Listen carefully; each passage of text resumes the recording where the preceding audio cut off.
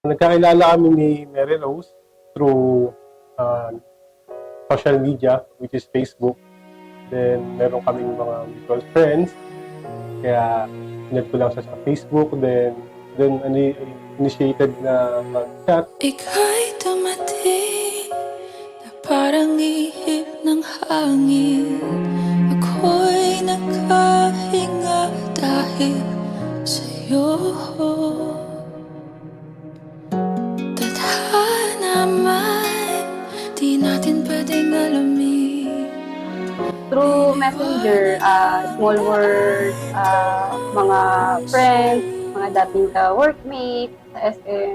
Dito ka lang sa puso ko.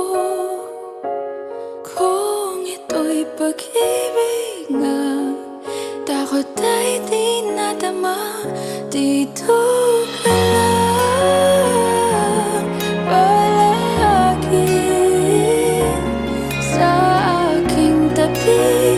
Lahat kayang harapin, kundi Matinis siya. Then, pinakamagustuhan ko sa kanya ay hindi siya, yung feeling na hateful siya sa akin, na kahit malayo ko, kampante ako na hindi siya titigil sa iba, kahit malayo. Yung nagustuhan ko yung nararamdaman. Parehas kasi kaming family-oriented. So, family first. Parang doon kami nagkasundo talaga. At nung dumating ka, parang maganda ang panaginip. Kasama ka sa buwan tuwing gabi. Dito ka lang sa puso ko. Kung ito'y pag-ibig na, takot ay di nadama. Dito ka lang palagi sa aking tabi.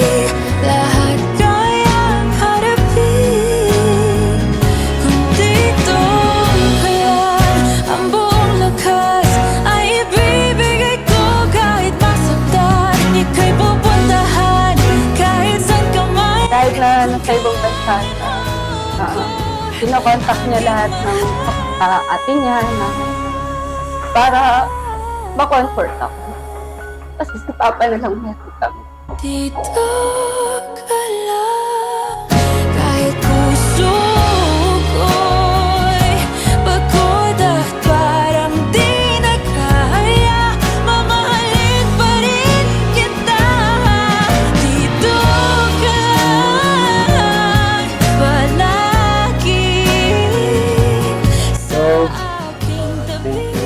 Lahat kayang mabutay sa ganito, sa pagtitisan mo ako, at mahal kita, at dito sa ipapangako ko na tabi. magiging mabuting tawa sa'yo. Sana love, ikaw magbago. Kasi ikaw na lang magiging lalaki ko sa buhay. Kasama ng mga kapatid kong lalaki. Sana maging masaya ka ngayong araw na to. At salamat sa pag-iintindi mo lagi. Sorry. No matter what the future might bring to us, I love you so much. And I love you, Mrs. De Leon, hanggang dulo. Sa aking tabi, lahat kayang harapin. Dito ka lang, dito sa aking tabi.